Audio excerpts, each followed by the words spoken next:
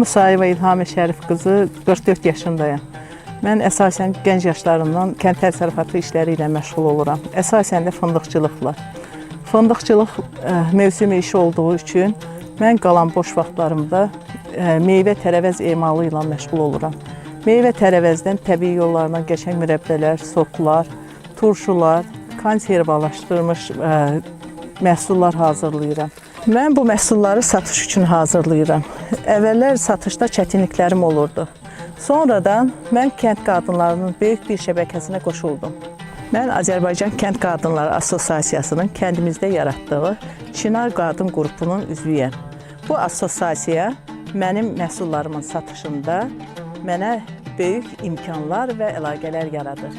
Hal-hazırda xaricdə fəaliyyət göstərən bir topdan satış şirkətindən danışıqlar aparıram. Mənim məhsullarımın xaricdə satılması üçün bu yaxınlarda müqavilə imzalayacağıq.